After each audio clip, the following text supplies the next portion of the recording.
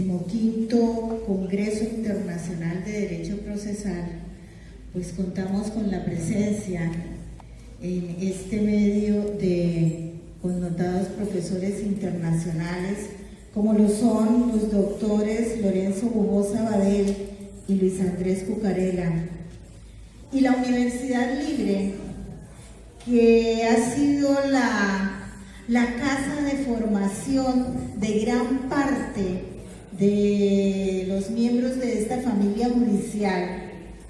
Siempre ha tomado en cuenta este distrito, siempre ha querido propender por la capacitación constante de nuestros funcionarios y empleados, y por eso quiso concedernos la prerrogativa de que hoy en este auditorio contáramos con tan connotados estudiosos del derecho. Agradecemos entonces a la Universidad Libre y por supuesto al Instituto de Derecho Procesal Capítulo Norte de Santander, cuyo presidente, director es el doctor Carlos Colmenares, conocido y amigo de todos, formado también en estos despachos, y junto a todos nosotros, que nos permita el enriquecimiento de nuestros conocimientos con estas disertaciones que hoy se harán y que tienen como tema central hablar de la oralidad de cara a la eficiencia en la administración de justicia. Es el doctor Lorenzo Bujosa Badel, catedrático de Derecho Procesal de la Universidad de Salamanca, licenciado y doctor por la misma universidad, miembro de la Asociación Internacional de Derecho Procesal y del Instituto Iberoamericano de Derecho Procesal, docente de grado, posgrados, doctorados, maestrías en diversas universidades europeas y de Iberoamérica, autor de numerosos libros especializados y artículos publicados en revistas españolas, iberoamericanas y europeas.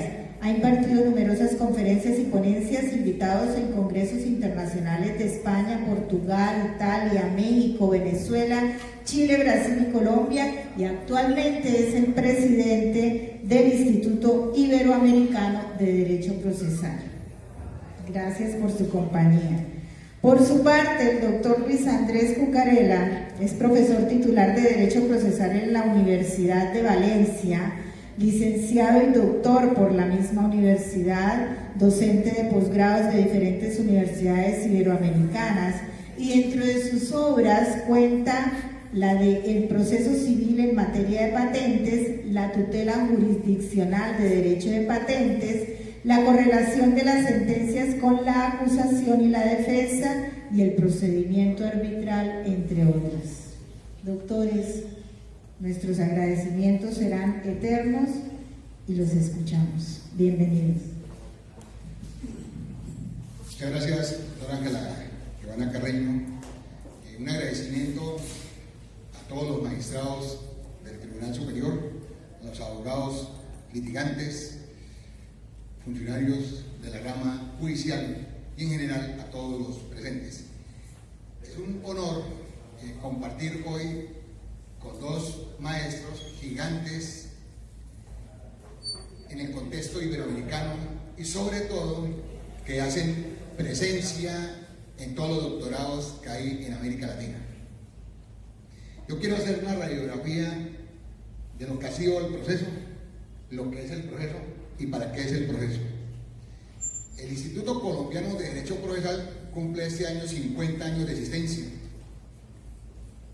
Dos genios grandes son los padres de dicho instituto, el doctor Hernando Morales Molina y el doctor Hernando David Echandía, inmortales. Cumple 40 años el Congreso y se celebra en la ciudad de Medellín este año. 20 años el producto más grande del Congreso, que son los semilleros, porque el instituto tiene otros productos. Los dos últimos productos del instituto son el Código de Procedimiento Civil de 1970, liderado por los Hernandos, y el Código General del Proceso, liderado por el discípulo de Hernando David Echandía, el maestro Jairo Parra Quijano. El primer estatuto de 1931 correspondía a la época de un Estado liberal donde le rendía culto a la forma, que es un código judicial, cuando efectivamente se afirmaba que no había ninguna autonomía en derecho procesal, pero en esta patria, porque ya desde Europa, desde 1856, se deslindó el derecho procesal del derecho sustancial que adquirió el carácter de científico. Y aquí, a mi lado izquierdo, está un maestro de una universidad que cumplió el año pasado 800 años de existencia. Es que 800 años pesan verdaderamente. Entonces ya en Alemania se llevó a cabo la discusión precisamente sobre el papel del proceso para diferenciar un proceso de un expediente. Porque es que muchas veces confundimos el proceso con el expediente. Hoy en día el proceso, para poderlo entender, es un proceso vivo, es un pedazo de realidad, un pedazo de vida, donde el papel más importante lo juega el juez. Y un ordenamiento jurídico se puede concebir sin leyes, pero no sin jueces. El primer código de 1930 le decía que era un código judicial, el código de 1970 un código de procedimiento, y el código del 2012, que se inició en el año 2003 a recorrer todo el país, que es un código democrático, que no debería llamarse Código General del Proceso, sino Código Social del Proceso, es el Código del Proceso, que es el instrumento por excelencia que tiene la humanidad para resolver los conflictos, pese a que hay otros, pero tenemos creencia en él. Pero por la presencia de ese juez, todo se reclama la imparcialidad de la heterocomposición del encargado de administrar justicia, que es el único que puede traer tres valores al proceso: el valor justicia, el valor verdad y el valor paz. Epistemológicamente la verdad llega al proceso a través de las pruebas, y por eso el juez juega un papel importante, porque tiene que decidir sobre la admisibilidad de las pruebas, para determinar si las pruebas son pertinentes, conducentes y útiles para ese proceso como principio, del principio de la utilidad. Pero además juega un papel importante que los hechos que no han sido verificados por las partes lo puede hacer de manera oficiosa, porque las pruebas, desde el punto de vista de oficio, juegan un papel epistemológico, porque buscan la verdad, y la verdad la busca el juez a través de las pruebas, garantizando la publicidad y la contradicción. De manera que, cuando llegó el Código General del Proceso quiero con los dos, porque se habla hoy en día de la oralidad, y tenemos décadas de estar hablando de oralidad, pero más vale tarde que nunca. Porque con Mauro Capelletti, que es una autoridad, con el mismo Chiovenda, que es una autoridad en oralidad, en el Código de 1931 existía oralidad, en el Código del Procedimiento Civil existió oralidad, y en el actual existe oralidad. Desde el punto de vista de la escritura como tecnología, no hay ningún proceso, digamos, puro por excelencia. Todos requieren de los instrumentos, bien de la oralidad o bien de la escritura. Históricamente, desde 1931 hasta el día de hoy, la prueba testimonial se practica con oralidad. Los interrogatorios se practican con oralidad. Pero tampoco hay proceso puro oralidad. En toda América Latina, el proceso ejecutivo es 100% escrito. Hay estadísticas de América Latina, de la rama judicial, donde el 100% de procesos civiles, el 90% son ejecutivos.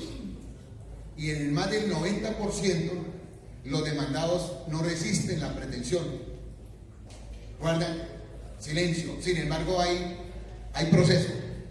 Bien, le agradezco, por favor, silencio, que ya a intervenir aquí los maestros, que en la parte de atrás escucha un ruido que sé que altera la concentración.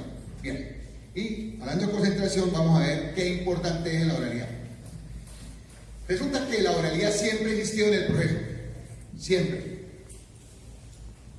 Pero el garante de esa oralidad es el juez. Entonces, en 1970, para los jueces no era nuevo el verbal, y en 1989 tampoco era nuevo el verbal sumario, que son los mismos instrumentos de procedimiento que existen actualmente para la oralidad. Pues bien, voy a sintetizar la radiografía del proceso civil colombiano. El proceso civil colombiano se inicia como regla general a petición de parte, con un acto procesal que es la demanda, escrito. La contestación de la demanda es por escrito.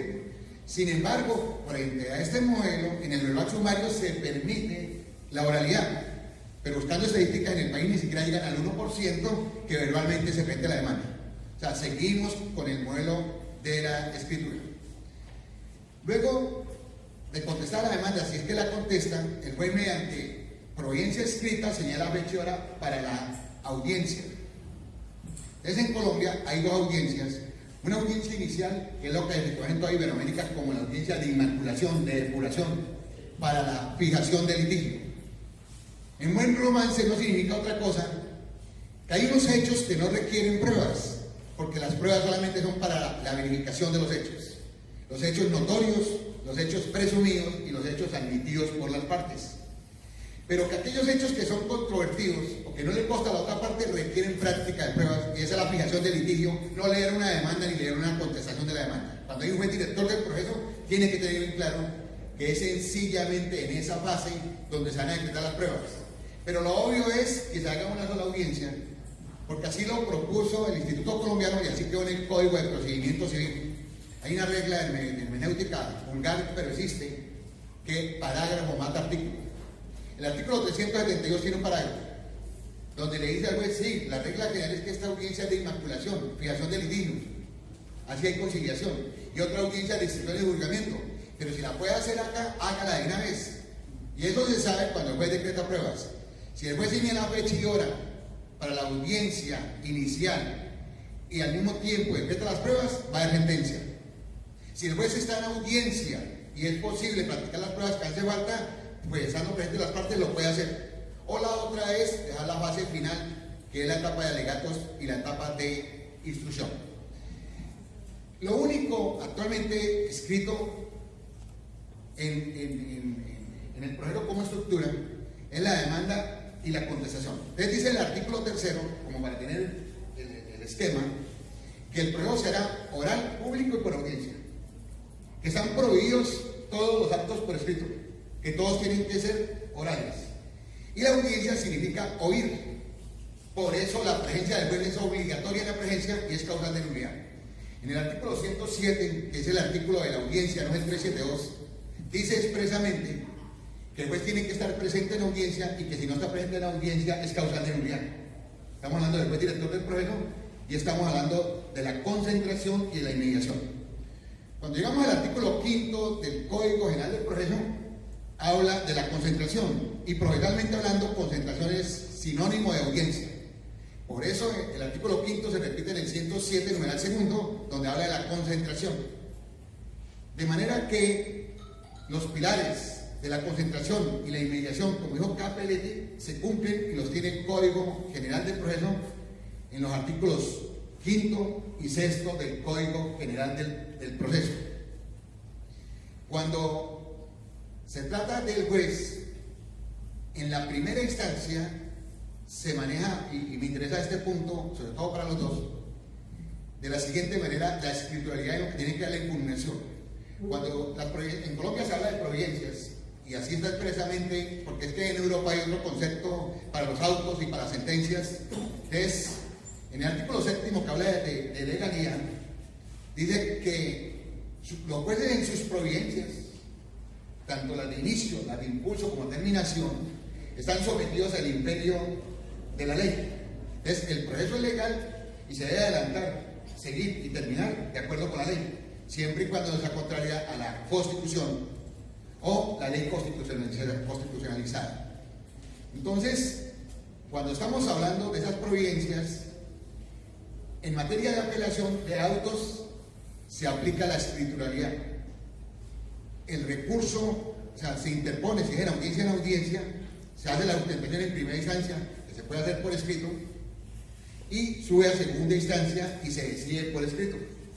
Pero cuando se trata de sentencia, la que decide el objeto del proceso, la que decide la pretensión a la decisión de mérito según el caso, entonces la sustentación, la inconformidad, se tiene que hacer en segunda instancia, pero con este ítem, que en primera instancia el que no está de acuerdo con la decisión tiene que hacer los reparos, de manera concreta. Y dice el artículo 327 que la sustentación se tiene que ir a los reparos. Esto es lo que hace referencia, digamos, al estándar, entendiendo el estándar como proceso. Sin embargo, hay temas oficiosos que, según distancia, así no se hayan tocado en la impugnación, se pueden ver. Ejemplo, una nulidad de la sentencia, que una de las partes le diga, señor juez, aquí hay falta de jurisdicción, y el juez de primera instancia no tenía jurisdicción, pues no se está revocando la sentencia, sino que si se verifica que hay falta de jurisdicción, pues la sentencia es nula, pero no el proceso. También cuando no se ha integrado el litisconsorcio necesario, que es otro de los casos que se puede hacer oficiosamente. O también, en materia oficiosa, que hay decisiones que el juez puede tomar como tal. Entonces, ese es el proceso que tenemos, que es un proceso que se inicia a petición de parte como regla general. Presentada la demanda, el juez hace un control de legalidad desde la primera providencia y está en el artículo 42.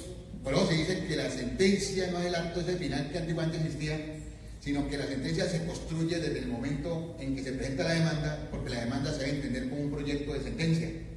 Por eso el juez tiene que interpretar la demanda y hace un control de legalidad como juez director del proceso para asegurar la sentencia de fondo.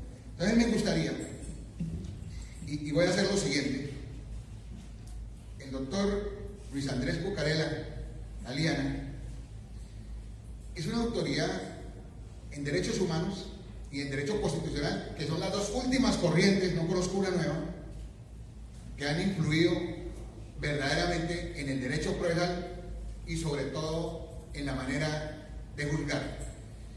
Entonces, desde ese ámbito de lo que se entienden las corrientes de los derechos humanos, no solamente en la corriente europea, porque se viene mucho a América Latina, constantemente están los doctorados acá de América Latina. ¿Qué es la oralidad? ¿Cómo se concibe la oralidad? Y posteriormente le doy traslado al procesalista, que es el presidente del Instituto Iberoamericano de Derecho Procesal, sobre el entendimiento de la oralidad. Doctor Luis Andrés. Buenas tardes para todos. Buenas tardes.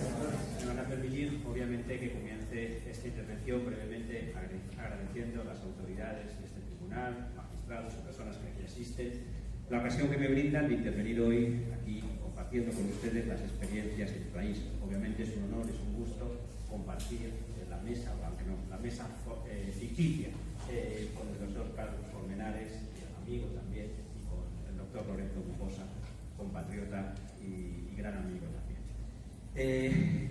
Yo soy procesalista constitucionalista, es decir, yo he transitado del procesalismo al constitucionalismo, vuelvo y voy, depende de mis viajes también aquí a América, porque, como ustedes saben, el derecho procesal constitucional es uno de los temas estrella aquí en el continente americano, y ese que me ha permitido crecer y compartir en el ámbito de las instituciones y de las universidades de aquí de América.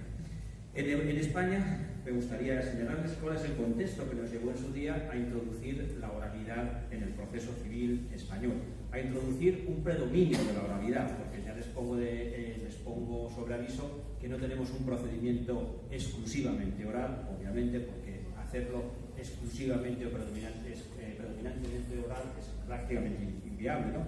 Combinamos la oralidad en la escritura, pero sí que es verdad que hicimos una mayor apuesta por la oralidad, sobre todo en primera instancia. Y porque nosotros arrastrábamos un código procesal general, un código general del proceso, que en España le llamamos Ley de Enjuiciamiento Civil, del año 1881. Es verdad que la habíamos reformado en parte, la habíamos ido parcheando, pero en el año 1978 nosotros aprobamos la Constitución actualmente en vigor, y esa Constitución tenía una serie de condicionantes que nos obligaban obviamente a modificar nuestro sistema procesal civil. No podíamos seguir con un sistema predominantemente escrito, porque del texto constitucional, como les señalo, se desprende la exigencia de que la oralidad predomine, o haya un mayor predominio de la oralidad, mejor dicho, en los procesos, sobre todo criminales, pero también en los civiles. ¿De dónde se desprende la exigencia de oralidad en el texto constitucional español? Pues, por ejemplo, del artículo 24.1 del texto constitucional, en el que se reconoce a todas las personas el derecho fundamental a la tutela judicial efectiva. Ese derecho expresamente no está exigiendo que los procedimientos sean orales o con predominio de la oralidad, pero obviamente podemos inferir que si queremos una justicia realmente efectiva hay que hacer una mayor apuesta por la oralidad. La escritura conduce a la dispersión en el tiempo de los actos procesales, conduce también al secreto, a la mayor dificultad para fiscalizar las actuaciones de jueces y magistrados, y obviamente esa exigencia de efectividad de la justicia del 24.1 obligaba a poner al día el proceso civil español para hacer esa apuesta por la oralidad. Si seguimos avanzando en el mismo artículo, el apartado segundo del artículo 24 reconoce el derecho fundamental a un proceso público y con todas las garantías. Evidentemente, la publicidad va de la mano de la oralidad, o la oralidad lleva consigo a la publicidad y posibilita esas garantías de las que les estaba hablando. Y por otro lado, el artículo 120 de la Constitución establece esa exigencia de que haya predominio de la oralidad, sobre todo en materia criminal. Eso lo dice expresamente el texto constitucional. Es verdad que hay una apuesta más clara por la oralidad en materia criminal, porque estamos juzgando la responsabilidad penal de las personas, pero está exigiendo que en todos los procedimientos judiciales haya un predominio de la oralidad. Subrayo lo que les decía, no está exigiendo que haya una exclusividad de la oralidad.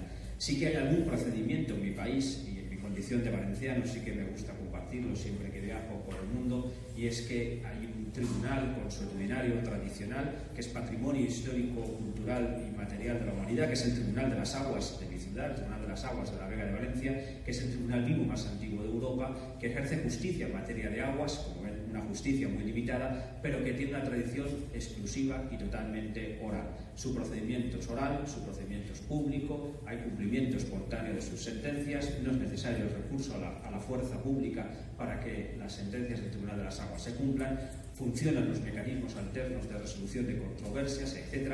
Es decir, muchas de las cuestiones que estamos redescubriendo ahora con los procesalistas y que estamos intentando aplicar para conseguir una mayor efectividad y eficiencia en la justicia, está funcionando desde hace más de 1000 años en mi ciudad, en un tribunal que tiene ese carácter consuetudinario tradicional, que, como me gusta decir, viene a ser como un dinosaurio que está vivo. Es decir, no hace falta ir al museo a ver los huesos de los dinosaurios, porque ese dinosaurio jurídico está ahí y es muy interesante conocer esa realidad. Pero, como les digo, ese es el único procedimiento que se conoce con exclusividad de la oralidad, pero, como les señalaba, en el ámbito procesal civil se opta por un mayor predominio de la oralidad.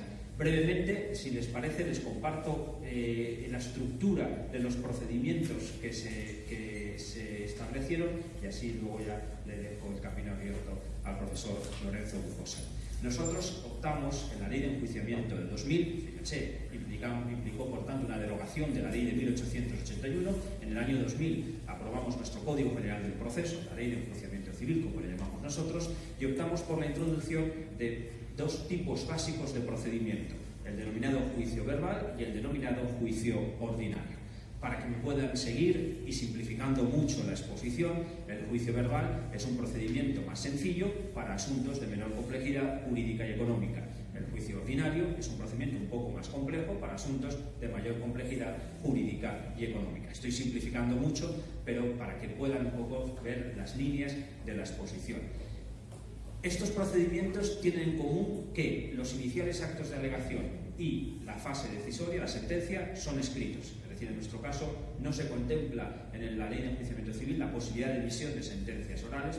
A mí me llama la atención porque a lo mejor en el juicio verbal, en asuntos de menor cuantía, podría haber sido interesante que se hubiera introducido la posibilidad de emisión oral de la sentencia, cosa que no se contempla en la ley. Por tanto, los iniciales actos de alegación son escritos y la fase decisoria también. ¿En qué se diferencian el juicio verbal y el ordinario? Pues demanda y contestación, como les digo, son escritos. Hay especialidades en la demanda, etcétera, que no quiero entrar, pero el juicio verbal tiene una sola vista, mientras que el juicio ordinario tiene una audiencia y un juicio, dos vistas o dos audiencias. Es decir, hay una mayor dispersión en el tiempo de los actos procesales en el juicio ordinario, porque, como les digo, hay una primera audiencia que se le llama audiencia previa al juicio para sanear el procedimiento, para, en su caso, realizar una eventual conciliación, para la proposición de medios probatorios, los que no se han debido proponer en la demanda o en la contestación, para la fijación del objeto litigioso y, en su caso, después se va al juicio, que es la otra audiencia, para la práctica de prueba y para la realización de las alegaciones conclusivas. Y, posteriormente, como les he señalado,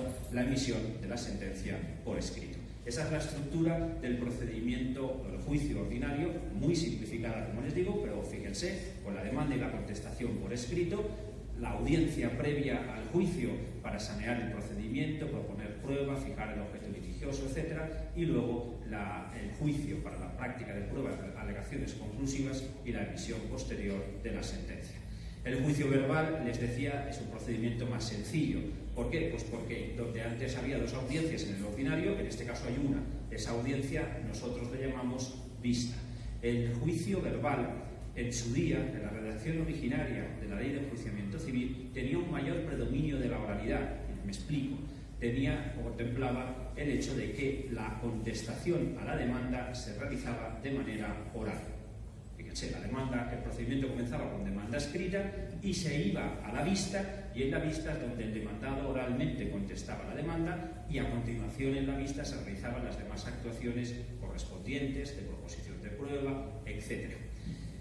Era una apuesta arriesgada que obligó al legislador a modificarlo. ¿Por qué? Porque es verdad que hay un mayor predominio de la oralidad, pero si piensan, estaba colocando al demandante en situación de indefensión, puesto que el demandante, en el escrito de demanda, realizaba sus alegaciones, aportaba, desvelaba fuentes de prueba y llegaba a la vista sin saber qué es lo que le iba a contestar el demandado, de qué fuentes de prueba disponía, y acto seguido la vista continuaba, es decir, sin solución de continuidad, toda la vista se desarrollaba para la práctica de prueba, la realización en su caso de alegaciones conclusivas, aunque inicialmente también era discutido si se podían emitir o no, etcétera, pero luego la emisión de sentencia. Una reforma posterior de la Ley de Enjuiciamiento Civil eliminó la contestación a la demanda oral y fijó la contestación por escrito.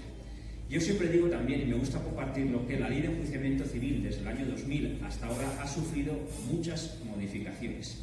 Alguien podría considerar modificaciones parciales o reformas de algunos artículos o de algunos aspectos. Alguien podría considerar que eso es un fracaso del sistema, y yo al contrario lo veo como un éxito. Es decir, la Ley de Enjuiciamiento Civil tiene la virtud, o el legislador ha tenido la virtud, de que no ha dejado morir a la Ley de Enjuiciamiento Civil. A veces las leyes se aprueban, nacen y en su desarrollo acaban muriendo. Aquí, cuando se ha detectado deficiencias que podrían comprometer pues, la igualdad de las partes en el proceso o la tutela del ejecutado, etcétera, se han llevado a cabo esas reformas y puestas al día de la Ley de Enjuiciamiento, lo que no significa obviamente que haya aspectos que aún estén necesitados también de actualización. Pero como les digo, es una ley que no se ha dejado morir, y en ese sentido esas reformas no las considero como un fracaso, sino como un éxito. Y por otro lado, y ya con esto termino, en la medida en que también nos interesa analizar o compartir cómo podemos lograr con los mismos recursos una mayor eficiencia de la justicia, creo que también es interesante que sepan que hace unos pocos años en el sistema procesal español se llevó a cabo una reforma muy importante con vistas a potenciar la figura del secretario judicial. El secretario judicial nosotros a día de hoy le llamamos letrado de la Administración de Justicia, pero a esta persona, a este sujeto, se le ha reforzado en su papel en el proceso, y simplemente les comparto una situación. Cuando se presenta la demanda de un juicio ordinario, de un juicio verbal, el que lleva a cabo el chequeo de que está todo correcto, el que verifica que concurren los presupuestos o los requisitos necesarios para que la demanda pueda ser admitida a trámite, es el mismo letrado de la Administración de Justicia. Si está todo correcto, dicta la correspondiente resolución de admisión, dicta el decreto de admisión. Si hay algo que no está correcto y que podría provocar la inadmisión o, en su caso, la necesidad de subsanación, como eso puede afectar, obviamente, a un derecho fundamental, que es el de acceso a la justicia, el secretario o el letrado de la Administración de Justicia no puede dictar decreto de inadmisión, sino que se lo remite al juez para que sea el juez el que dicte la correspondiente resolución. Pero fíjense, si está todo correcto, no implicamos al juez en la decisión de admisión. Y yo creo que esa es una manera de diversificar o usar mejor los recursos también humanos, en la medida en que tenemos al juez más concentrado para la asistencia a las vistas y, en su caso, para la resolución de los asuntos sobre los que tiene que dictar la correspondiente sentencia. Creo que tienen así, pues como punto de partida, como les señalaba, un contexto constitucional, y han visto cómo esas exigencias constitucionales nos obligaron a poner al día el proceso civil en España, y sobre todo pues algunos aspectos interesantes les he compartido sobre ese predominio de la oralidad o la introducción de la oralidad en la justicia civil en mi país.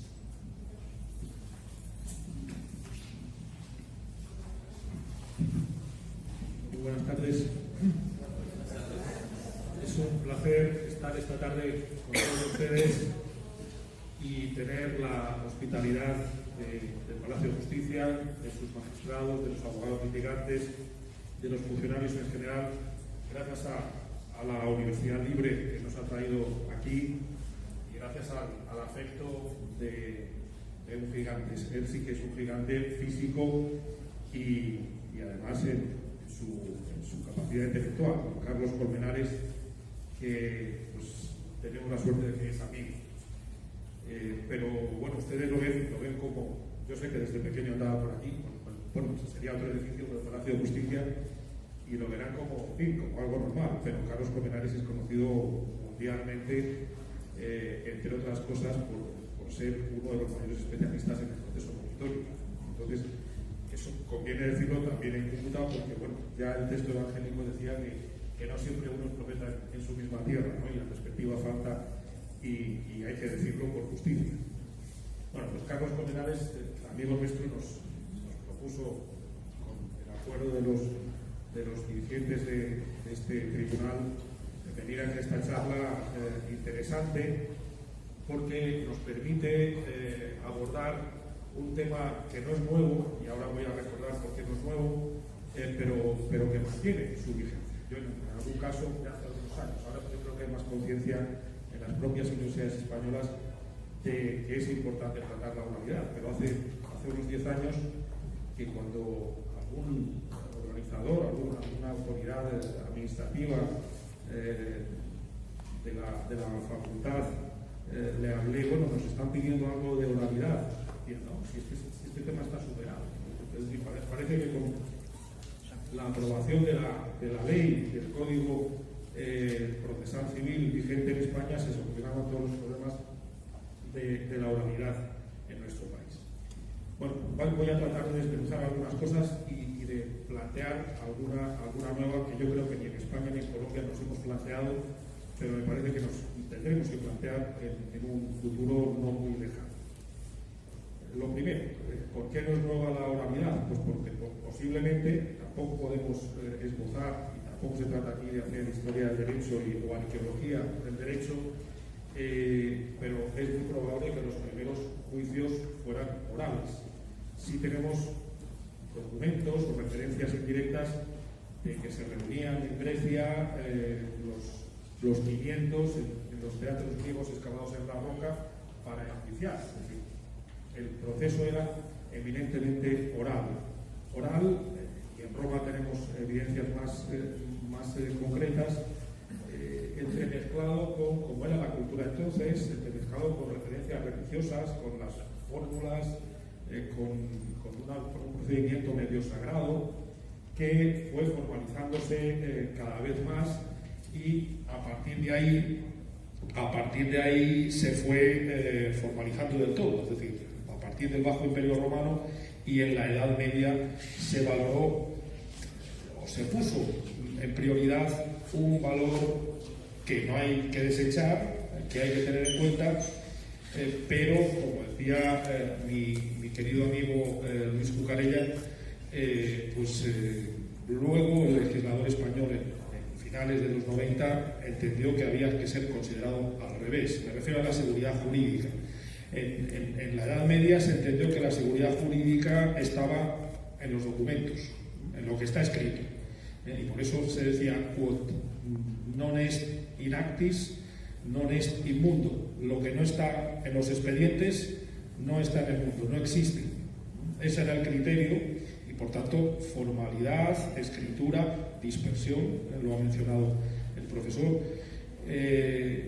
priorizando, tenemos algo escrito y en principio, si todo funciona bien, lo guardamos en un mismo expediente, ya es mucho decir, pero por lo menos tenemos esa virtud, pero con otros inconvenientes, de la dispersión que ya he dicho, de que es más fácil dilatar en el tiempo y de lo que ocurría, por ejemplo, y tal vez en Colombia también en alguna medida, de lo que ocurría en España no hace tanto tiempo, hace 19 años o hace menos, que los jueces que tenían que decidir sobre la demanda, ese proyecto de sentencia que se le ponía por delante, no sabían del proceso civil hasta el día que se sentaban en su oficina o en muchas ocasiones en su casa, a veces el fin de semana, no sabían de qué iba el tema.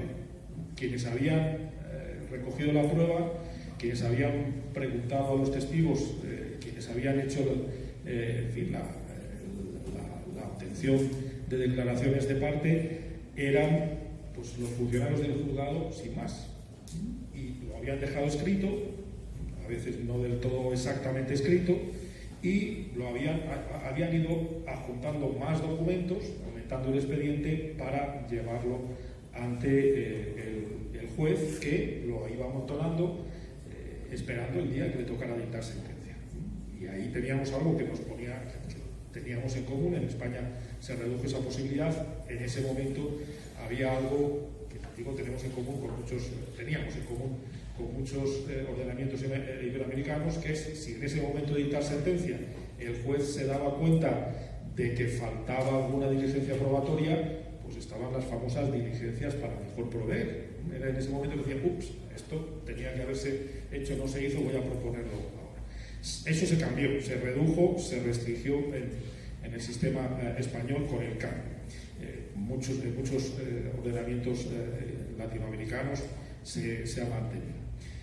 En España, la ley anterior, la ley que derogó la vigente, esta ley del año 2000, fue una ley, la ley de 1881, que venía directamente de esa tradición que estoy contando, del Bajo Imperio Romano, del derecho formalista medieval, de la partida tercera,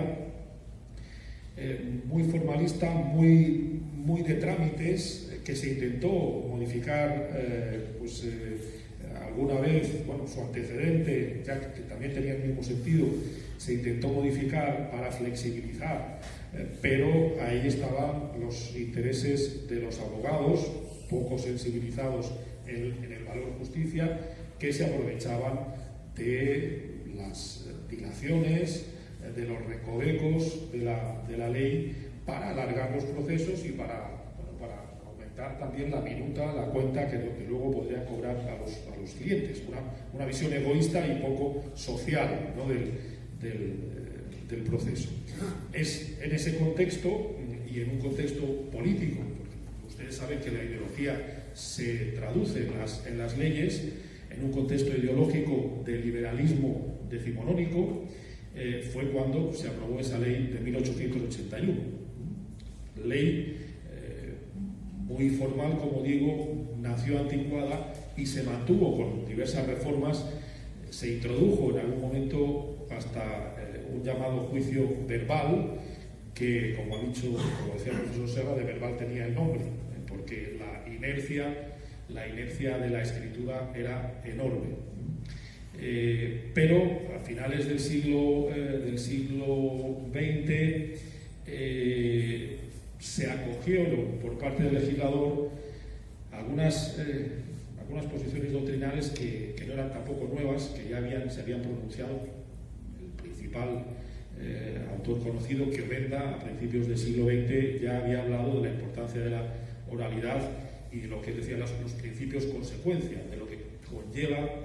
Hay que matizarlo, no siempre, pero suele ir acompañado la oralidad de lo que estamos diciendo, de concentración, de inmediación, de publicidad, con sus excepciones, etc. Se vio como que había que dar ese paso para una mayor efectividad de la justicia, es verdad, porque además el proceso, es verdad que el proceso, tal como lo concebimos, sobre todo desde el último tercio, o la segunda mitad, diría mejor, del siglo XX, se entiende como un proceso de naturaleza constitucional. Cualquier proceso es un conjunto de garantías constitucionales.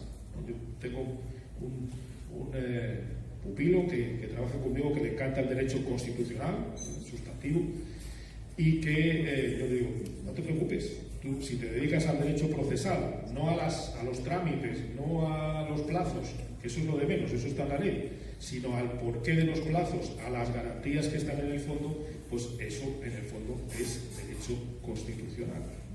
Y en esa concepción del proceso como un conjunto de garantías de trascendencia o de naturaleza constitucional, pues se plantea ese dilema o esa cuestión de si conviene o no pues plantear un proceso oral.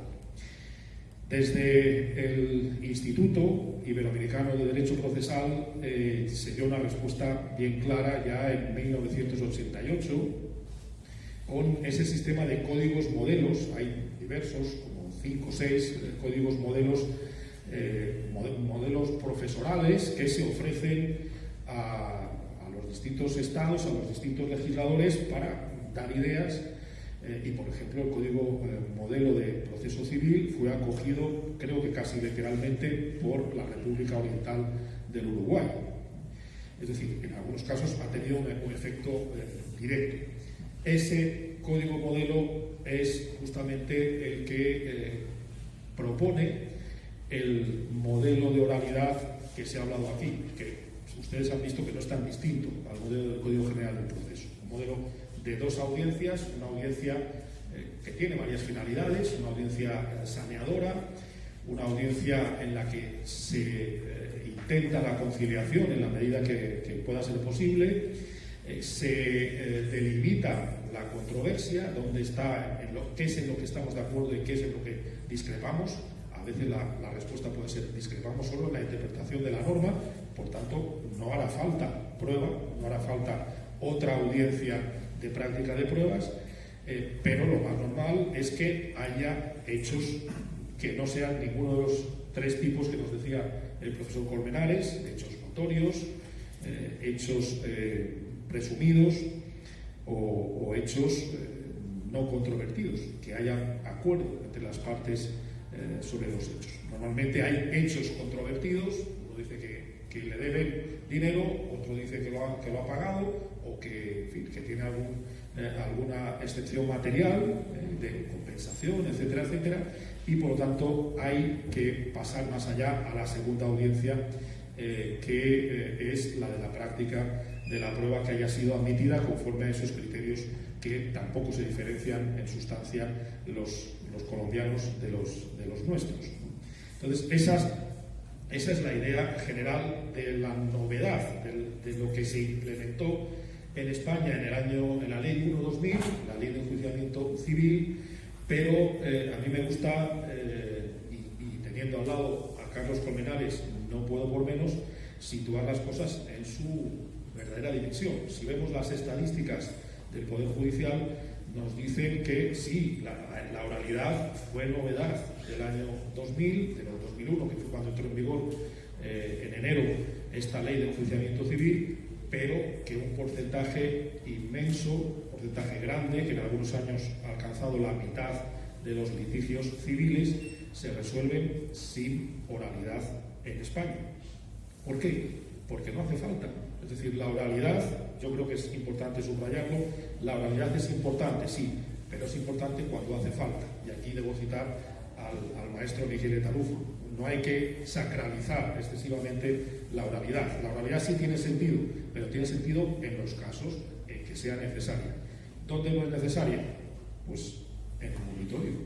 En el monitorio, cuando el monitorio funciona, en los casos en que no es previsible una oposición a la pretensión que se ejercita, que las estadísticas nos dicen que son bastantes de las demandas que se interponen, pues ahí se ha favorecido una técnica distinta en la que en principio no es necesaria la oralidad. Se puede resolver el problema, se puede resolver el litigio sin tener que movilizar al tribunal, sin tener que movilizar a los testigos y, curiosamente, hasta sin prueba, como decíamos en estos días.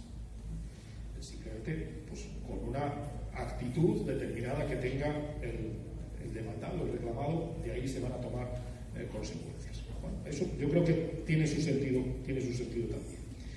Bueno, pues en los casos en que la oralidad pueda tener su sentido, por lo menos la mitad, como vemos en las cifras españolas, hay que tener su cuidado también, porque, como decía, a veces se sacraliza demasiado la oralidad y hay que tener cuidado, por ejemplo, con una buena documentación.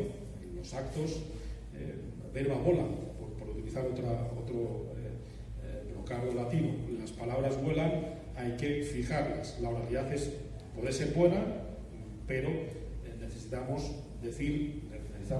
documentar de alguna manera lo que se ha dicho.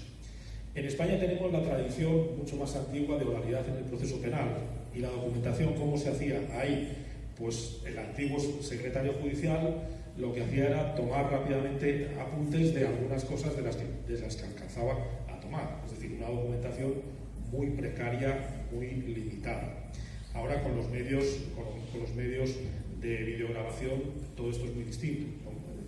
Tenemos la posibilidad de que se graben las vistas, se graben las audiencias, y por lo tanto la seguridad jurídica por ese lado pues va cobrando mayor densidad. No nos hemos apartado de la seguridad jurídica para introducir elementos de mayor efectividad de cara a la justicia de la resolución, que es un valor al que tendemos, como se decía al principio. Bueno, todo este contexto en el que nos movemos en la actualidad se está planteando ya en algunos ordenamientos alguna reforma, alguna modificación, y en ello está un poco el papel que deben tener las partes. Eso quien se ha visto, yo no me he visto en el caso, pero me puedo poner en su situación. Quien tiene que hacer una ley de proceso civil, pues lo primero que tiene que tener claro, lo que tiene que decidir es hasta dónde debe llegar la labor del juez, por ejemplo, prueba oficiosa o no, y hasta dónde debe llegar el papel de las partes. A lo que me estoy refiriendo es que en algunos ordenamientos, por ejemplo en el ordenamiento inglés a finales de siglo, cuando en España estábamos haciendo esa ley, que en cierto modo es una ley conservadora, una ley nueva, novedosa respecto a lo que teníamos en España, pero es que en España estábamos muy atrasados. Lo que se hacía en Inglaterra era discutir sobre el proceso civil flexible, sobre el case management, sobre la posibilidad de que las partes o de que el propio juez puedan decidir sobre el propio proceso, lo cual, decirlo a mí me da vértigo. Nos está acercando el proceso a lo que suele ser más típico del arbitramiento. En el arbitramiento las partes suelen, o pueden decir, bueno, el procedimiento queremos que sea de esta manera, acordamos que sea de esta manera. Pues lo que se hizo en el Reino Unido con las reformas Woolf de 1998-1999 fue introducir estos elementos en que el juez y las partes pueden tener un elemento de flexibilización también respecto a la oralidad. ¿Y de cara a qué? De cara a obtener una mayor efectividad. Pero usted me dirá, claro, Inglaterra y Gales, que suelen tener una legislación idéntica, Escocia lleva por otro lado, Irlanda del Norte también por otro lado, aunque sea del mismo país. Estados Unidos, estamos hablando de sistema de common law, por tanto nos pilla lejos. Bueno, nos pilla lejos o no. ¿Por qué? Porque tanto Brasil como Portugal han acogido algunas ideas de esa flexibilización del proceso. Es decir, esa norma que teníamos clara y que yo he explicado ya todos los años en clase, que ya van siendo bastantes, de que las normas procesales son normas imperativas, principio de legalidad procesal, hay que aplicar lo que dice la ley, y el contexto de negociación de los trámites o de las normas procesales de las partes es limitado, incluso en España cada vez más limitado. Estoy pensando, por ejemplo, en las sumisiones territoriales, en que se decía, bueno, en los casos de consumidores, como hay una posición que es más fuerte, más sí, la gran empresa no se puede comparar materialmente con el pequeño consumidor, pues ahí las cláusulas de sumisión territorial en los contratos de adhesión se consideran automáticamente abusivas. Pero había y sigue habiendo un ámbito en que se puede acordar cambiar las normas o cambiar la aplicación de las normas de sumisión territorial. Ya hay algunos ejemplos de flexibilización del proceso. De lo que se trata y de lo que se propone en estos ordenamientos, que no nos quedan, desde luego en España no nos quedan nada lejanos, la reforma de 2013 del Código Civil, Procesal Civil portugués, o el Código de 2015 en Brasil, plantean ese principio de flexibilización de las normas procesales, lo cual nos coloca en una posición que yo no tengo clara, pero que tendremos que discutir en los próximos años y a lo mejor nos surgen de ahí algunas propuestas de reforma más adelante, para ver, porque claro, con esa flexibilización lo que no podemos admitir es una disminución de garantías, y hay que discriminar cuáles son las garantías que no podemos eliminar y cuáles son las garantías que son más superficiales y que podemos admitir que las partes o que el juez reduzca si ve que así puede lograr una mayor efectividad y una mayor justicia en la resolución del caso. O, y aquí no hay que perderlo de vista, pues remitir el asunto a vías complementarias o alternativas, podemos discutir el nombre, que puedan servir también para una mayor efectividad y en las que algunos de los principios que se ven como avances de la civilización en el proceso jurisdiccional, el proceso del propio Estado, pues se aminoran o incluso desaparecen. La publicidad en los arbitramentos, por ejemplo, que conviene a las empresas en algunos casos porque así no se hace publicidad negativa. Todo es un contexto más complejo, la realidad suele ser más compleja de lo que los manuales, porque no hay otra forma de estudiarlo que simplificar. Y aquí es verdad que estamos simplificando porque no podemos hacerlo de otra manera, pero tenemos que ser conscientes de que se nos abren mundos nuevos de los que habrá que pensar. Y simplemente para acabar, otra idea ya, no viendo esto que parece ciencia ficción, ¿no? Esa flexibilización que es de la que se empieza a hablar en nuestro entorno, de la que en algunos países, como les digo, ya es realidad, pues a mí me da miedo también otro efecto de la oralidad, sobre todo la inmediación, una cierta sacralización que hay de la inmediación, porque la inmediación se ha visto en muchas ocasiones como un instrumento epistemológico, un instrumento de conocimiento. Para que el juez conozca la práctica de la prueba, tienen que haber visto los testigos, lo cual pues puede ser bueno o puede ser malo. ¿Por qué? Depende de si esa cognición se lleva por el camino de la racionalidad o si esa cognición se lleva por el camino de la irracionalidad. ¿A qué me estoy refiriendo? Tenemos sentencias, y bastante recientes en España, en las que la Corte Suprema incita a los que trabajan en la justicia a tener en cuenta los gestos, el lenguaje gestual, el lenguaje no verbal, si se sonroja el testigo o no se sonroja, es decir, toda una serie de elementos irracionales que yo creo que en un sistema, en un Estado de Derecho, no pueden servir para motivar una resolución jurisdiccional. Es decir, la inmediación, no me opongo a la inmediación, pero entiendo que la inmediación debe servir y es útil cuando es necesario estimular la contradicción y el ejercicio de las facultades materiales oficiosas del juez. Cuando el juez tiene que intervenir, pues claro que tiene que estar.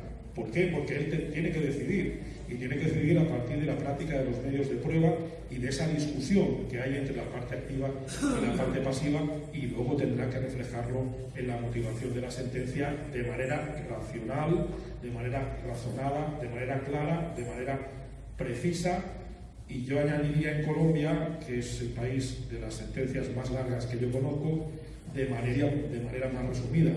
Los magistrados que están aquí a lo mejor no lo hacen, pero yo creo que hay mucho esfuerzo excesivo en cuanto a las sentencias. A veces que los jueces quieren hacer su tratado con unas sentencias de 600 páginas. No hace falta. Una motivación buena, yo creo que debe ser más breve, porque ocurre como en Internet, ¿no? Tenemos demasiada información y con demasiada información nos perdemos. El papel de la motivación, el papel constitucional de la motivación es asegurar que la sentencia se ha dictado de manera racional, de manera tendencialmente justa y atendiendo lo más posible, en la medida de lo posible. Ya estos días hemos visto en la libre que al 100% no podemos llegar a la verdad, no podemos reconstruir, no podemos traer lo que ocurrió a la sala de vistas, pero en la medida de lo posible sí que la construcción narrativa del magistrado que dicta la sentencia debe acercarse, para que funcionen bien las cosas, a lo que verdaderamente ha ocurrido. Por tanto, todo eso implica una aplicación adecuada de todas las reglas de práctica, de admisión, de práctica, de apreciación, de valoración de la prueba. Es decir, estamos en el punto central del proceso y, como ven, influye en muchos elementos, ¿no? Pero yo creo que son algunas cosas que tenemos que tener. Hay algo importante para el profesor Luis Andrés. En Colombia sostienen los sociólogos que no hay sociedad, y es fácil demostrarlo. Hay grupos sociales, y hay por allá 100%, ni siquiera un solo acto escrito con la cultura guayú. Precisamente el profesor Tarufo tuvo la oportunidad de ir a La Guajira. Yo hice un trabajo por más de 6 años en La Guajira para entender qué era la jurisdicción. Los palabreros son los encargados de administrar justicia, y el único tratadista en Colombia fue Eduardo García Sarmiento, que se ocupó del tema de los palabreros. O sea que acá también tenemos oralidad 100% con ese instrumento que es el proceso y que lo llevan a cabo los guayú. Una sola instancia, no hay recurso, hay cosa juzgada, y esa cultura pues lo entiende como tal, y ese instrumento es maravilloso. En el Código de 1970 esperó hasta 1989 para la primera reforma, que es de los códigos más grandes de América Latina, junto con el Código de Uruguay, que son las dos escuelas de Hernando Davis y la escuela de Bogotá Cultura. Y hay corrientes reformistas del Código del 2012, del Código General del Proceso, varias, y están tomando fuerza. Una de ellas se discutió, y yo estoy de acuerdo con que el auto admisorio debe desaparecer. Eso no tiene razón de ser, es un derroche de actividad jurisdiccional. Para nada, se presenta la demanda, inclusive inmediatamente le pone inconsciente a la parte contraria. Actualmente se está proponiendo, y es posible que en la próxima reforma, estamos cerca porque ya son movimientos, entre ellos el de la rama judicial, ha tomado mucha fuerza. El segundo, que se deben eliminar las decisiones previas. Es que eso no debió existir en el Código General del Proceso, que las decisiones previas no tienen nada que ver con el derecho de defensa. Por ningún motivo puede haber quedado en el Código General del Proceso, como sí lo hizo en Venezuela con el Código Laboral, que es la mejor justicia de Iberoamérica, con verificación de estándar grande, al 94% por encima de Alemania, en materia laboral. No sé si en los últimos 8 años será igual. Yo tuve la oportunidad de estar en materia laboral, y allá eliminaron las decisiones previas. ¿Y por qué las tienen que eliminar? Pues observen ustedes cuando un juez inadmite la demanda. Esos son presupuestos procesales. Entonces, ¿cuál fue el gran avance del Código General de Proceso? Que se unificaron los presupuestos procesales y los materiales. Ese tema en Europa está desde 1868 con Oscar von Bülow, pero más vale tarde que nunca. Aquí nunca fueron entendidos los presupuestos procesales. Inclusive la misma Corte Suprema de Justicia, hasta hace poco lo decía, no, estando satisfechos de los presupuestos procesales y no observando de causal de nulidad, un pleonasmo enorme. Lo entendimos que eran para la validez del proceso. Los presupuestos procesales no tienen nada que ver con la validez del corriente para que se reforme el Código General de Proceso y se eliminen las decisiones previas. Dijeron, es excluido. Eso es un tema oficioso del juez. Eso es lo que descubrió Oscar von Bülow, o que logró científicamente Oscar von Bülow demostrar. Porque antiguamente el juez era un conviado de piedra. Y entonces en Alemania, en la escuela de Alemania, dijo, no, momentico, las partes tienen que ver con el hecho sustancial, con los actos procesales, con la resistencia, y el juez es el encargado de dirimir, pero él es el que tiene que examinar la depuración, para hacer la audiencia de inmaculación, que es la audiencia inicial. Entonces las decisiones previas, si va a haber una reforma, lo más probable es que tienen que eliminarse. Pero también hay otra corriente que dice que se debe eliminar el verbal sumario. Tenemos que simplificar. Un solo procedimiento para aquellos pruebas de conocimiento donde se cogen hechos. ¿Por qué para los pobres es un procedimiento, otro para los ricos? O la desigualdad que hay en Colombia. Ya un solo procedimiento y ya está tomando una fuerza con la Universidad Nacional de Colombia y con otras corrientes, con escuelas de allí. Se tienen que eliminar y tener un solo procedimiento. Pues bien, en Colombia todos sabemos que la jurisdicción y la competencia no son causales de nulidad. Y no son causales de nulidad porque son presupuestos procesales. Entonces, la última es la del Tribunal Supremo, de la Corte Suprema de Justicia, que propone que se tiene que eliminar la oralidad para la segunda instancia en materia de apelación. Es decir, que solamente se aplique la escritura nomás. Me gustaría aprovechar la presencia de los dos maestros y abrir el debate con la presencia de todos los jueces y magistrados, porque estamos hablando de la oralidad, y la oralidad no hay ningún principio. Principio del juez imparcial, principio de la igualdad de las partes, principio de la prevalencia del derecho sustancial, o por encima de ella la misma tutela efectiva. La escritura y la oralidad hacen parte de los actos de comunicación, es la manera como se comunican las partes del proceso y el funcionario con ellos. De esa manera, un proceso puede ser escrito y puede ser rápido, o puede ser oral y puede ser rápido, o puede ser demorado.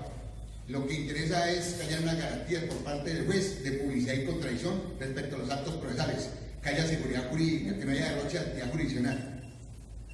En Colombia se le acaba de dar muerte al monitorio, y quiero ver esa referencia.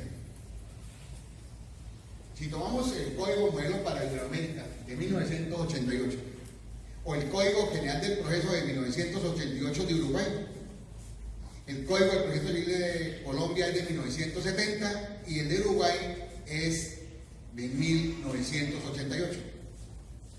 Lo que llaman procesos de estructura monitoria, los invito a todos a que lean la norma. Proceso de estructura monitoria era lo que se llamaba en Colombia proceso abreviado, que no era ningún proceso, era un procedimiento. Y fue derogado. Porque Hernando de Cerdía entendió que era un procedimiento donde la característica esencial era el silencio de la parte. Antiguamente el lanzamiento, restitución de dinero arrendado, y en el resto de Iberoamérica el desahucio, como lo llaman. Pues es un proceso donde la prueba documental se arrima desde un momento para poder admitir la demanda. La legitimación de la causa se estudia oficiosamente por el juez desde el primer momento. Y si el arrendatario o demandado no contesta la demanda, se profiere sentencia. Pero hay un gran avance en otros países donde no se profiere auto admisorio, sino que se profiere sentencia. Y es que ninguna provincia produce efectos hasta que no se notifique. Pues se profiere sentencia, no auto admisorio. ¿Por qué? Porque hay un contrato de arrendamiento, hay una lealtad y buena fe, y dice que no pagará en 6 meses. Pues notifíquele al demandado. Si resiste, se va a la audiencia, a un debate, y si guarda silencio, queda en firme.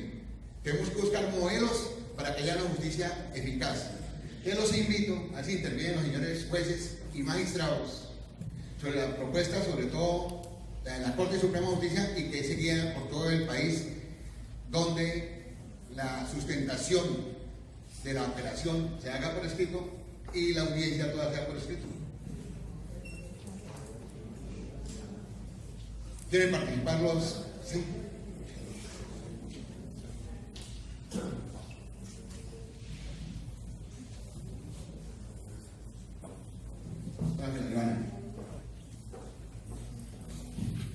Pues a ver, lo que ha sucedido o la propuesta se ha gestado, ¿por qué? Yo diría que de pronto por la falta, la resistencia a veces de las partes y sobre todo del litigante frente a la oralidad y de pronto la falta de preparación, eso ha llevado ¿a qué? A que la manifestación de los motivos de disenso frente a la decisión de primera instancia les resulta como compleja, como difícil de plantear, difícil de proponer. A veces los simples reparos se quedan en manifestaciones vagas, porque como el litigante estaba acostumbrado a una sentencia escrita que se le notificaba, que tenía la oportunidad de estudiar, que tenía la oportunidad de consultar, que tenía la oportunidad de analizar para ya con más sustento y con mayor argumentación poder expresar su inconformidad frente a uno o varios puntos de la misma, en este momento pareciera que se ven como sorprendidos y no encuentran qué decir y simplemente argumentan a pelo cuáles son los reparos generales, porque considero que hay violación al debido proceso, porque considero que hay indebida valoración probatoria, pero no aterrizan ninguna argumentación. Eso hace, o el Código General abrió esa puerta, dice, plantee los reparos concretos y ya ante el juez de segunda instancia vaya a sustentar. ¿Y cómo llegan a sustentar?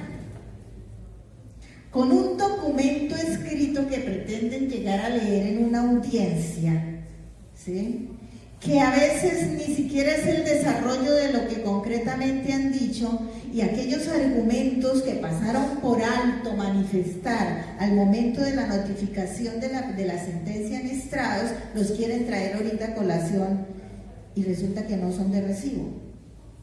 En otras oportunidades los reparos están bien planteados y parecería que fuera suficiente, pero no acuden a la audiencia de sustentación ante el superior, y entonces eso hace que la consecuencia procesal que la ley tiene prevista, que es la declaratoria de desierto del decurso, deba aplicarse. Pero eso ya ha implicado un derroche previo de actividad judicial, porque el funcionario en segunda instancia no puede llegar a la audiencia a limitarse a escuchar a ver qué dice para ver cómo yo enfoco mi decisión frente al planteamiento del apelante y lo que se dijo en la primera instancia. El juez de segunda instancia ya ha tenido que estudiar, que preparar, que hacer un análisis de pruebas para llegar a encontrarse con, por la razón que sea, donde la ley ni siquiera prevé posibilidad de justificación, tenga que declarar desierto el recurso, y entonces esa actividad, ese trabajo del funcionario judicial, ese tiempo invertido quedó en nada, quedó perdido. Entonces eso es lo que ha hecho que los funcionarios de segunda instancia nos haya llevado a hacer ese análisis y a proponer que se haga por escrito, que venga una sustentación ya por escrito ante el juez de primera instancia, que sea suficiente esa sustentación, y que la segunda instancia nos limitemos a analizar esos argumentos, confrontarlos con la decisión de primera instancia, con el análisis probatorio que se haga y emitir la decisión igualmente por escrito. Eso es lo que nos ha llevado a hacer esa propuesta. Quisiera lo siguiente: en España la sentencia es escrita. Habiendo participado la doctora Ángela Joana, que es magistrada, me gustaría, porque conozco de trabajo y tiene artículos científicos publicados, doctor Samir Alberto Bonet, usted ha defendido la escrituralidad, y aquí está su director de tesis doctoral. Entonces quiero que por favor delante del público conocer su criterio precisamente sobre los argumentos de la parte.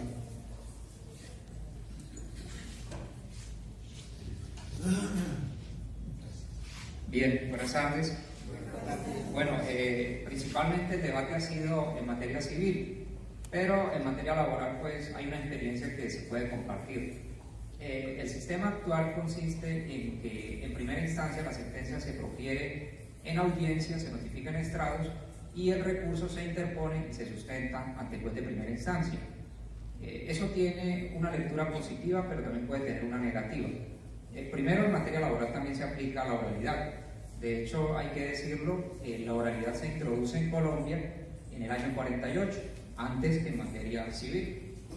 igual que por ejemplo la prueba de oficio, igual que el sistema de libre valoración de la prueba, en fin, fue un código de avanzada. ¿Qué puede ocurrir, por ejemplo, desde un punto de vista negativo? Primero, que la sustentación se hace ante un juez que ha proferido la sentencia, pero que ya no va a decidir. De hecho, cuando el abogado está sustentando, el juez prácticamente está porque le corresponde y por respeto, pero prácticamente no está escuchando los argumentos porque sencillamente él no va a decidir. Es ventajoso para el juez de segunda instancia porque ya conoce los argumentos, obviamente prepara el proyecto de sentencia y en la audiencia lo que hace pues es escuchar los alegatos y si genera por ejemplo el alegato una duda, se suspende la audiencia, se discute y posteriormente se profiere la sentencia. En algunos casos la audiencia se suspende, se fija nuevamente fecha y se profiere. Por ejemplo, un lado positivo de la escritura, lo que decía en parte la doctora Joana, Capelletti, ya citado acá, sostenía, siendo defensor de la oralidad, que lo ideal es que, por ejemplo, los alegatos, criterio que es aplicable para la sustentación del recurso, se hicieran por escrito, porque permiten un trabajo reposado, elaborado, de consultar jurisprudencia, doctrina, que permitan no dejar por fuera, por ejemplo, un reparo concreto en materia civil. Y eso le permite también al tribunal pues, estudiar mejor el punto. Tal vez el criterio general ha sido que con la oralidad se garantiza la celeridad y eso llevaría a que el proceso terminara un poco más pronto. Sin embargo, valdría la pena considerar si con el fin de ser rápidos en el proceso podríamos sacrificar la calidad del recurso así como la calidad de la sentencia. Hay casos, por ejemplo, para los abogados, para quienes ejercemos, es supremamente complejo, más allá de temas de experiencia, de conocimiento o de responsabilidad. Por ejemplo, hay sentencias complejas que plantean muchos temas de inconformidad que pudieran quedarse por fuera de la apelación en el momento. Entonces, nosotros en materia laboral tenemos algo y es que el juez tiene 1 hora, escuchado los alegatos, para suspender, estudiar y proferir la sentencia. En materia civil pueden ser hasta 2 horas, pero lo que se ha dicho es el abogado no tiene ni 1 minuto, simplemente se profiere la sentencia, se le notifica y de pronto lo que puede tener son 5 minutos, los que tiene el juez para ir al baño o para buscar agua, pero tiene que hacerlo de manera inmediata. Eso ya se le ha planteado a la Corte Constitucional, sin embargo, pues no se ha considerado. Entonces, puede tener una lectura positiva, pero también puede tener una lectura negativa. Ahí está lo que decía el doctor Lorenzo Burgosa. No es que la oralidad sea buena en sí misma, es un fin para buscar la concentración y la inmediación. Tal vez haya etapas del proceso en las que no sea necesaria. Tenemos como ejemplo la casación. La casación es estrictamente escrita. Sin embargo, excepcionalmente, si las partes lo solicitan, pudiera dictarse en audiencia. Eso difícilmente ocurre. Pues es una visión tratando de ver algo positivo, pero también algo negativo desde la experiencia laboral. Bien. Al público que quiera participar.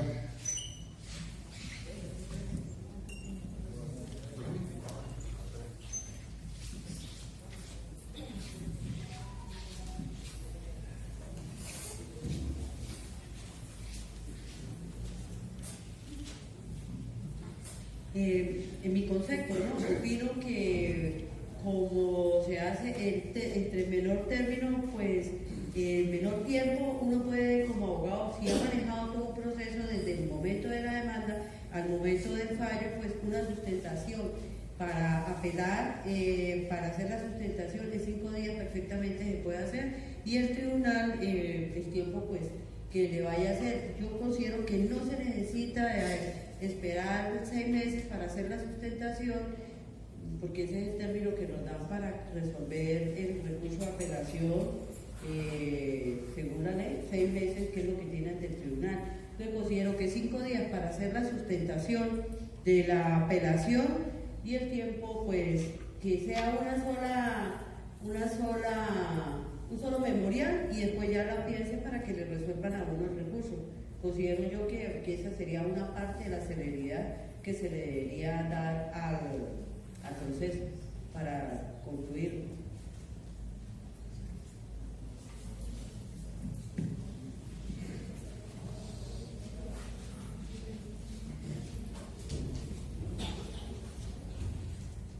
Bien, entonces, Luis Andrés, recuerdo. Sí, les hago dos indicaciones. La primera, sobre la cultura guayú, le indico que desde hace 2 años estamos en la Universidad de la Gran Colombia, seccional de Bogotá, y mi señoría, trabajando en una investigación conjunta sobre oralidad, y en breve se habrá publicado un libro sobre la justicia, la cultura guayú, la guajira y la justicia consolidaria en España, el Tribunal de las Aguas. Estamos trabajando en eso y aún no lo tenemos terminado, pero ya llevamos, yo creo que son 2 años trabajando en esa cuestión, y evidentemente también es un supuesto de oralidad en el ejercicio de la función jurisdiccional. Y luego, en el sistema procesal civil español, en relación con la oralidad en primera instancia y la oralidad en segunda, se produce un fenómeno interesante. Es decir, digamos que en primera instancia hemos apostado claramente por la oralidad, se ha hecho una apuesta clara, como les digo, es verdad, con actos iniciales de alegación escritos y sentencia escrita, pero sin embargo esa oralidad decae cuando pasamos a la segunda instancia. La posibilidad de que haya una eventual vista en el recurso de apelación en la ley de enjuiciamiento civil es algo excepcional. Es decir, se ha invertido la tendencia que teníamos con la ley de 1881. Especialmente con la ley anterior, la regla general era que existiera una audiencia en el recurso de apelación, creo que era el artículo 876 de la ley de 1881. A día de hoy, el 464 establece como excepcional la eventual audiencia para los casos, por ejemplo, de pruebas indebidamente inadmitidas en primera instancia, o en su caso para la prueba de hechos que se introdujeron en el proceso como hechos nuevos o de nueva noticia, pero cuando se introdujeron en un momento en el que ya no era posible la práctica de la prueba. Pero, y deja alguna abierta la posibilidad en el segundo párrafo de ese artículo de alguna posibilidad de audiencia, pero es algo excepcional. Es decir, digamos que la apuesta del legislador fue claramente por la oralidad en primera instancia, una apuesta por el proceso en primera instancia, al permitir también la ejecución provisional como regla de las sentencias dictadas en ese procedimiento, y establecer una apelación más limitada y que el juez se limite, pues como digo, a resolver sobre el material que proviene de la primera instancia y en su caso excepcionalmente con esos medios de prueba indebidamente inadmitidos o los que no pudieron practicarse, o en su caso los referentes a la prueba de hechos nuevos o de nueva noticia. Doctor Lorenzo, por favor. Sí, además, otro de los cambios que ha habido de cara a la aceleración, a la eficiencia, ha sido la restricción en cuanto a las apelaciones. Es decir, en los casos de menor cuantía se ha eliminado la posibilidad de apelación, lo cual yo he discutido porque no estoy de acuerdo que siempre los casos de pequeña cuantía sean jurídicamente simples. Puede haber casos de cuantía menor de 3.000 euros que exijan una cierta revisión de los hechos, y desde luego yo creo que el fundamento del recurso se cumple sea un caso menor o un caso mayor, que es la posibilidad de que el juez se equivoque y la conveniencia de establecer en un sistema un doble examen, ¿no? Que es, yo creo que lo que fundamenta más, a mí me convence más como fundamento de la apelación. Si la apelación debe ser o no debe ser oral, efectivamente sucede paradójicamente. El lema de nuestra reforma fue introducción de la oralidad, pero uno efectivamente lee los artículos de la apelación en la ley de enjuiciamiento civil y dice, pues aquí no aparece tanto la oralidad, ¿no? Y eso es cierto. Pero yo creo que sigue estando justificada la oralidad por los mismos argumentos, porque a pesar de todos esos inconvenientes, es verdad que pueden no comparecer, pero si se hacen las cosas bien, si de verdad no se utiliza como vía para introducir argumentos nuevos, si se utiliza para dar explicación y tratar de de discutir lo que deba resolver con respecto a los reparos que se han planteado, diríamos en términos españoles, los gravámenes que se observan en la sentencia, pues creo que ese debate que propicia la oralidad puede ser fructífero para una efectiva y cualitativamente buena resolución en apelación. Pero claro, hay que asegurar que las cosas se puedan hacer bien y no haya esa pérdida de tiempo y ese abuso, ese exceso de jurisdicción. Pero yo creo que sigue teniendo su sentido la oralidad. Pero ya ven que en España no seguimos esa doctrina. Doctor Rafael.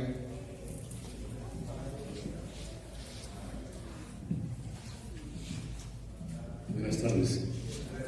Yo considero que la oralidad nos ha traído cosas muy buenas, más que todo para la práctica de la prueba, porque digamos la concentración, donde tengamos un juez bueno, especializado, muy comprometido con la conciliación, muy seguramente ahí podemos terminar el proceso. Eso es una falla que tenemos. Culpa de los abogados litigantes, porque a veces no nos comprometemos con la conciliación. Todavía seguimos con esa concepción antigua de hacerle ver a nuestro cliente que nosotros somos muy buenos para litigar, para pelear, pero no nos comprometemos con la conciliación. Y también existen muchos jueces muy buenos, comprometidos con la conciliación, que sacrifican hasta todo el día para conciliar. Pero hay otros que simplemente preguntan, ¿cómo está el ánimo conciliatorio? Sí, listo, y una vez pasan a la siguiente. Entonces yo considero que el esfuerzo debe ser mutuo. Excelente para la práctica de las pruebas. ¿Por qué? Porque, digamos, tanto el juez como las partes tenemos, digamos, frente a frente aquel testigo mentiroso que muchas veces en el pasado sistema decía lo que quería ante el secretario. En cambio ahora está confrontado contra su contraparte y contra los abogados y el juez que está mirando. ¿Ve? ¿Es mala la oralidad en qué sentido? Ya la siguiente parte, que es la alegación, lo decía la doctora Joana muy atinadamente. A veces el litigante se siente sorprendido, no solamente el litigante, también la contraparte, porque resulta que yo tenía concebido, y en la práctica de la prueba, ¿ve?, de que yo ese proceso lo tenía ganado. Y con una argumentación así como hicieron las carreras, podía conseguir ahí mismo el fallo. Y resulta que el juez había leído la demanda, había leído la contestación, y de pronto no se preocupó mucho por lo que dijeron los testigos. Y entonces ya trae la sentencia elaborada. Y no, muchas veces no se interesan tampoco por atender lo que el litigante está argumentando. ¿Ve? Entonces nos sentimos sorprendidos, y ahora cómo me va a pedir en 2 minutos que le diga cuáles son los atajos o las cosas por las cuales yo no estoy, digamos, conforme. En cambio, ¿qué sería bueno ahí? Ahí sí sería, digamos, se suspende como se hace en el administrativo. En el administrativo se termina el pedido probatorio y se convoca para una próxima, se pide, digamos, que se sustente por escrito en la Secretaría. Uno entonces agarra todo el proceso, todo el material probatorio y redacta su argumentación, presenta su alegato, y el juez de igual manera, con toda la tranquilidad, estudia la argumentación de las partes y cita a lectura de fallo. De igual manera en la apelación. Entonces, ¿para qué sentarse, por ejemplo, a sustentar las inconformidades en unos 10? Uno estudia en su casa, prepara la argumentación juiciosa y la lleva escrita. Claro, como es la oralidad, no se permite la lectura. Entonces resulta que yo, por más de que tenga una memoria prodigiosa, me queda difícil cómo desarrollar esa argumentación que yo ya hice juiciosamente en mi casa. Entonces se ha perdido la calidad de la argumentación, ¿ve?, en esa parte. Yo considero que lo ideal sería un procedimiento mixto, ¿ve?, digamos, desde que viene la conciliación hasta la práctica de las pruebas netamente oral, y luego las siguientes etapas, lo que es la argumentación, los alegatos y las apelaciones deben ser escritas. Gracias. Quisiera compartir lo siguiente por la experiencia del recorrido por la patria nacional con la escuela judicial, pero coloco un solo ejemplo. Los procesos que tienen doble instancia en Ocaña, los abogados deben trasladarse desde Ocaña, que hoy relativamente cerca, entre comillas, porque la situación social muchas veces impide que trasladen, para venir a la audiencia a sustentar. Con el Código de Procedimiento Civil de 1970, en el artículo 360, consagraba la oralidad a petición del abogado para solicitar la audiencia. El doctor Ramiro Bejarano, en ese momento es el defensor número 1 de que se puede hacer por escrito y que se haga por escrito y que ante el superior por escrito, porque ya se ha demostrado en Colombia con casos reales, unos argumentos contundentes por escrito en primera instancia, pero sacrificada la parte, porque no fue a la audiencia. Yo quisiera que ustedes, casos de Chocó, casos de La Guajira o de la misma costa, donde tienen que trasladar a las personas a 6-7 horas por canoa. O sea, nos imaginamos que el país es solamente Bogotá. Aquí nomás con Cúcuta, a las personas de Ocaña tienen que trasladarse hasta Cúcuta a venir a sustentar. Entonces, en mi concepto, con las intervenciones, hoy por ejemplo que participó el doctor Samir, el proceso se diferencia de un expediente de muchas maneras. Por ejemplo, concurren 3 teorías obligatorias, por eso el papel del juez es importante. Concurre la teoría del proceso, pues tienen que saber procesar. Para saber sobre la pretensión, si hay una idea común de pretensiones, si hay legitimación en la causa. Concurre la teoría de la argumentación jurídica. El juez tiene que motivar, y el razonamiento siempre ha sido razonamiento probatorio, para que las partes puedan conocer cuál es la decisión que él está tomando.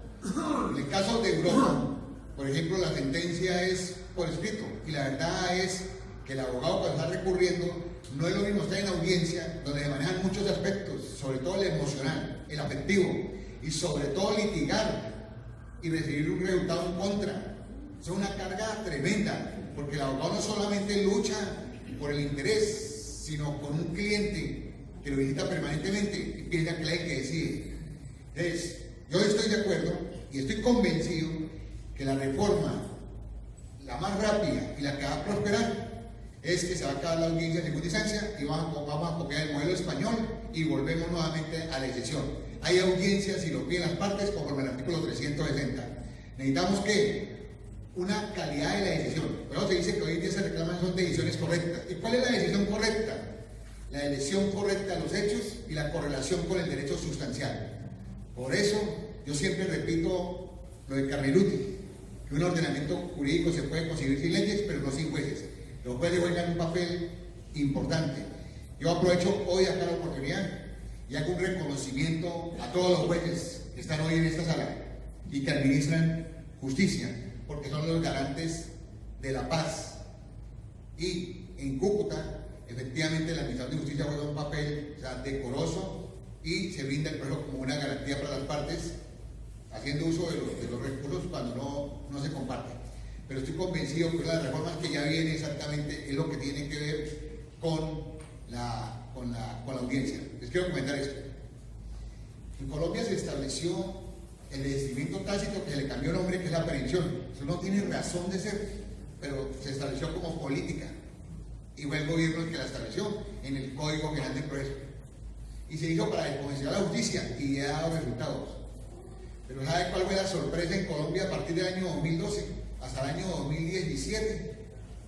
La descongestión de la justicia fue por falta de actualización, de capacitación de los abogados, que no sabían sustentar el recurso y quedó completamente descongestionada la justicia solamente con eso. Ya en este momento como que ya aprendieron la mayoría y ya saben cómo tienen que interpretar el recurso y cómo sustentar en segunda instancia y la audiencia en segunda instancia.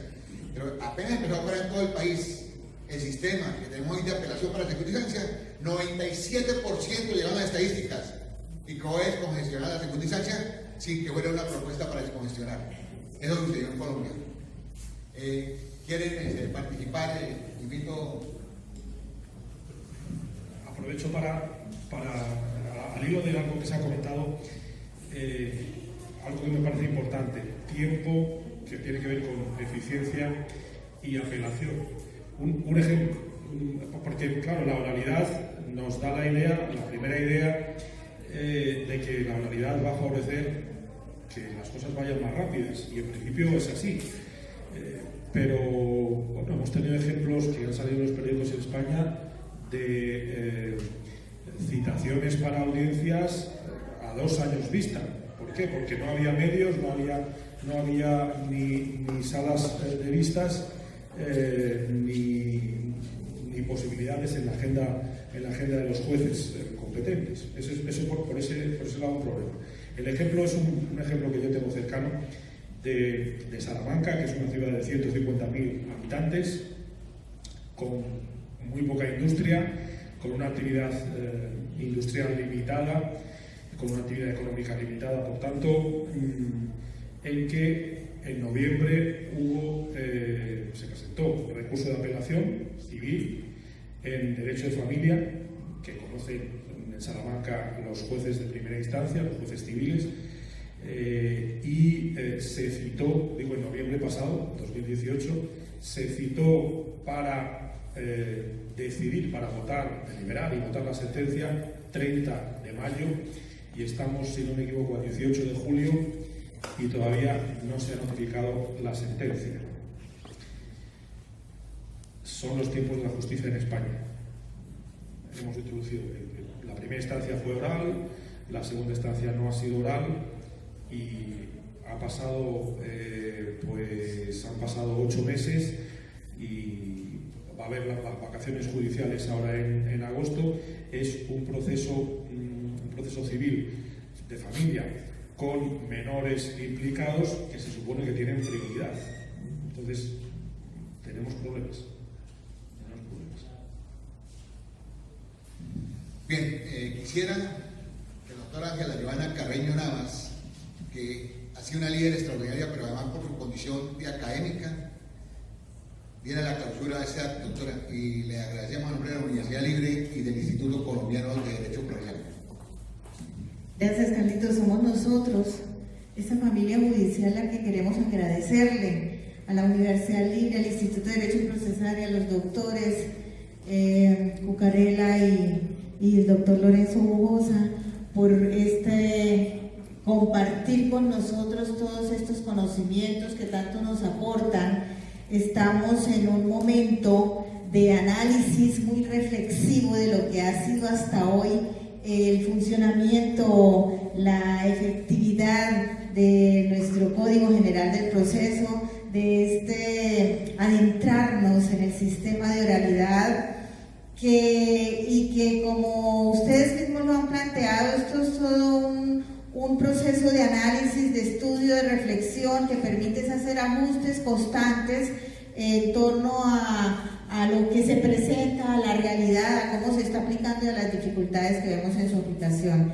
Escuchar lo que tiene el sistema español nos da muchas bases para seguir en ese propósito de reforma que desde la rama, la Corte, la Sala Civil de la Corte ha venido liderando, y que muy seguramente vamos a llegar allá a una segunda instancia escrita, adoptando un sistema mixto, sin descuidar la flexibilidad de la que hablaba el doctor Lorenzo, en la medida en que en la propuesta, que ya la estamos analizando a nivel de los distintos distritos judiciales, contiene la posibilidad de que, si la parte a bien lo tiene, pida esa audiencia en la segunda instancia, pero solo quedaría a discreción de la parte. De lo contrario, la segunda instancia sería oral. Pues hay un tema que el tiempo no nos da de pronto para analizar, pero que también ha generado muchísima confrontación, muchísima discusión, y es la aplicación del término razonable para el proceso y su consecuencia, no tanto el término razonable para la duración de la instancia, sino la consecuencia jurídica que acarrea no cumplirlo, que si es nulidad de pleno derecho, que si la nulidad puede ser saneable, que si trae consecuencias de orden disciplinario para el juez, cuando hay muchos factores que a veces llevan a que no se pueda cumplir con ese plazo razonable. Todo esto está siendo materia de estudio y de análisis entre todos nosotros, pero pues los aportes que hoy hemos recibido han sido absolutamente valiosos. Nuestra gratitud enorme, y quedan todos invitados. Mañana es el inicio del 15º Congreso de Derecho Procesal. a partir de las 7 de la mañana en el Teatro Zulima. Las inscripciones siguen abiertas. Quienes hasta la fecha no se hayan podido inscribir y estén interesados en participar, en asistir, pueden pagar la inscripción mañana mismo allí en el acto de instalación. Desde las 7 de la mañana, 7:30 de la mañana estarán abiertas las inscripciones Teatro Zulima esta vez. Muchísimas gracias por acompañarnos.